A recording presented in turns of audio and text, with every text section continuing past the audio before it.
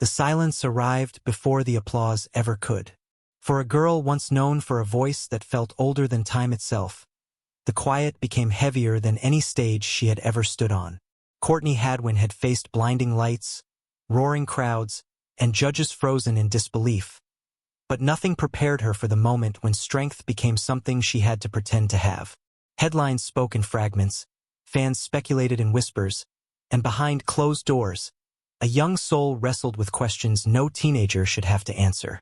How does a child carry the weight of millions of expectations? What happens when the world only loves the performance, not the person trembling beneath it? This is not the story of fame as a fairy tale, but of endurance as survival. Because when Courtney tried to stay strong, it wasn't for the cameras. It was to keep herself from breaking in a world that never slowed down long enough to notice the cracks forming inside her. The story opens not in the roar of applause, but in its absence. A quiet, unsettling silence settles over the spaces Courtney Hadwin now inhabits.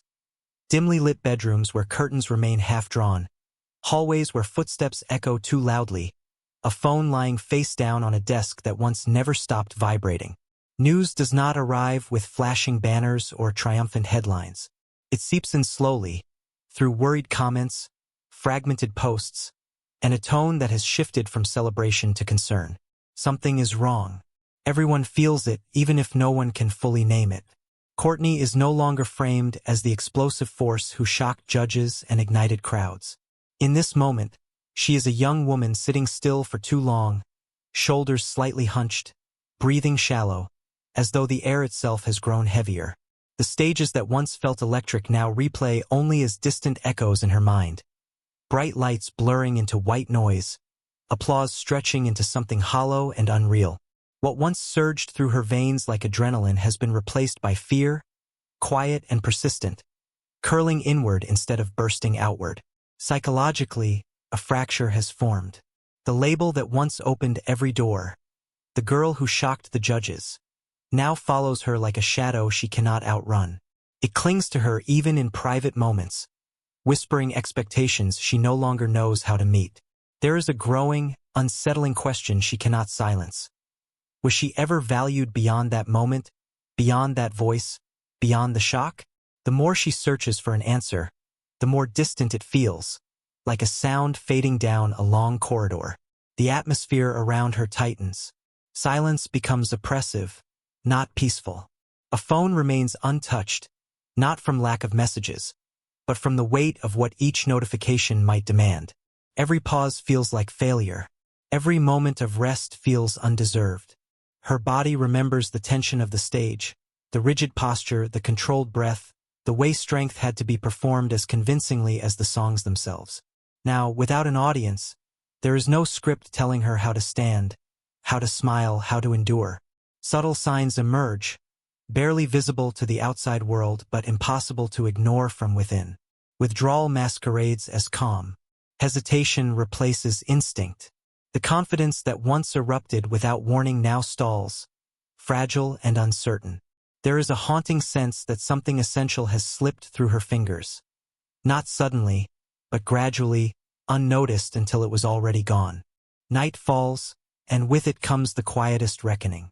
In the darkness, stripped of lights and expectations, the question grows louder than any crowd she has ever faced. If the cheering fades, if the world looks away, if the voice falters, what remains? Who is Courtney Hadwin when there is nothing left to prove, and no one left to applaud? The silence offers no answer, only the echo of a life once defined by sound, now suspended in uncertainty. Long before the world knew her name, before the stages and televised awe, Courtney Hadwin learned how to disappear. The setting was quieter then. Small rooms filled with ordinary sounds, school corridors humming with chatter she never quite joined, family spaces where love existed but words often failed her. As a child, she carried a shyness that felt heavier than her own body, an invisible weight pressing her inward, teaching her early that silence was safer than being seen. In classrooms, her presence was barely a ripple. She avoided attention with instinctive precision, shoulders angled away, eyes lowered, voice restrained to the bare minimum. Social interactions felt like tests she had never studied for. Every glance from others a reminder of how exposed she felt in her own skin. Psychologically, fear shaped her movements. Fear of judgment. Fear of misunderstanding. Fear that speaking too loudly might invite a spotlight she was not prepared to stand beneath. Music arrived not as ambition, but as refuge. Alone, away from watching eyes, her voice emerged differently, raw, powerful, unrestrained. It was as if sound gave her permission to exist fully, to release what she could not articulate in conversation. Singing became the place where fear loosened its grip, where vulnerability transformed into strength without explanation. Yet even in those moments, the duality began forming. The voice was fearless. The girl behind it was not. Early performances hinted at something extraordinary, but they also exposed a quiet contradiction. On stage, she could command attention effortlessly. Off stage, she shrank from it. Overwhelmed by praise that felt undeserved and scrutiny she did not know how to process. Applause, instead of affirming her, triggered confusion. Why were people clapping for something she felt she had simply survived? Psychologically, music became both shield and escape. It protected her from the world while simultaneously pulling her closer to it. Each note carried her outward, even as her instincts begged her to retreat. The more her talent revealed itself, the more the gap widened between who she was and who others believed her to be. That gap became a quiet wound, forming long before fame ever touched her life. Foreshadowing lingers in these early moments. Discomfort with attention. Relief when performances ended. The way her body tensed the instant praise arrived. These were not passing nerves, but signals, warnings that exposure might amplify her fears rather than heal them. When opportunity finally approached, it did not feel like triumph. It felt like standing at the edge of something irreversible. A door opening that promised possibility, but demanded courage she was still learning how to summon. As the path forward revealed itself, one truth remained unresolved and unspoken. Stepping into the light might finally allow her to be heard, but it could also leave her with nowhere left to hide. When Courtney Hadwin stepped onto the America's Got Talent stage, the transformation was instant and irreversible. The setting was blinding, white-hot lights cutting through darkness, cameras tracking every breath, a crowd humming with anticipation before erupting into disbelief. In those first seconds, she appeared small, almost swallowed by the scale of it all. Then the music began, and something ancient and ferocious tore its way out of her chest. The reaction was explosive. Judges froze. The audience rose. Shock became spectacle. But behind the viral clips and stunned faces, something far quieter was happening. As the world discovered Courtney Hadwin, Courtney herself began to feel strangely absent. Each performance demanded more intensity, more power, more proof that the first moment had not been a fluke. The praise came fast and loud, yet it never quite landed where it was meant to. Applause washed over her like noise through a wall, heard, but not felt. Backstage, the atmosphere shifted. The noise dropped away, replaced by narrow corridors and waiting rooms heavy with expectation. Courtney's body remained charged, muscles tight, breath shallow, as if the performance had never fully ended. Psychologically, there was no off switch. The version of herself that terrified audiences now felt mandatory, summoned on command. She learned quickly that the world did not want evolution. It wanted repetition of the shock, again and again, sharper each time. A split began to form inside her. On stage, she was untouchable, a force beyond her years. Off stage, she was still the shy teenager unsure where to put her hands, uncertain how to respond when strangers spoke about her, as if she were a phenomenon rather than a person. Interviews blurred together, compliments stacked endlessly, yet none answered the question quietly growing inside her. What happens when this stops? Fame accelerated everything. Moments that should have felt monumental passed too quickly to process. There was no time to sit with fear, no space to understand what success was doing to her inner world. Each step forward pulled her further from the girl who once sang alone for comfort. The voice remained, but the refuge it once provided began to erode, reshaped into a tool rather than a sanctuary. Subtle signs of strain appeared, easily overlooked amid celebration. Forced smiles held a fraction too long. Breaths taken just before panic surfaced. A hesitation before stepping on stage that cameras never lingered on. Inside, exhaustion grew, not physical but emotional. The constant need to prove herself left no room for stillness. Even rest felt dangerous, as though pausing might cause everything to vanish. Psychologically, Courtney began measuring her worth in reactions rather than feelings. Silence became threatening. Without noise, doubts rushed in. Was she only extraordinary because she surprised people? If the shock faded, would the love follow? These questions circled relentlessly, unanswered, unacknowledged, buried beneath schedules and expectations. As the competition pushed her toward its peak, the world saw a star ascending. What it did not see was the quiet erosion beneath the surface. The higher she rose, the more distant she felt from herself. And as the applause reached its loudest point, a fragile truth emerged, trembling beneath the celebration.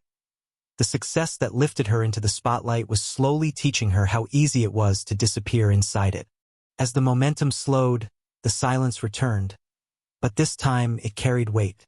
The world no longer rushed toward Courtney Hadwin with the same breathless urgency, yet its expectations remained, lingering like an unspoken contract she was still expected to honor. The setting grew smaller and darker.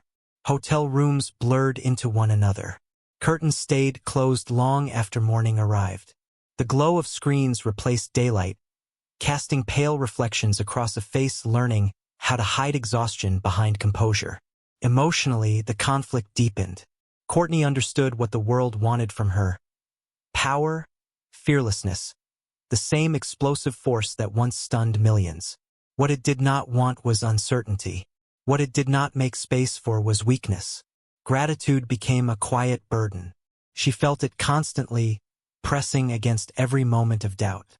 How could she feel overwhelmed when so many dreamed of this life? How could she admit fear without sounding ungrateful? Guilt wrapped itself tightly around her exhaustion, convincing her that pain was something she had to earn the right to feel. Psychologically, strength became a role she performed even when the music stopped. Smiles were measured, public appearances carefully controlled. Each step forward required calculation, not instinct. The body remembered how to brace, how to deliver intensity on command, even as the mind lagged behind, fraying at the edges. There was no room for collapse, no permission to pause. To slow down felt dangerous, like inviting disappearance. Isolation followed naturally. Conversations grew shorter.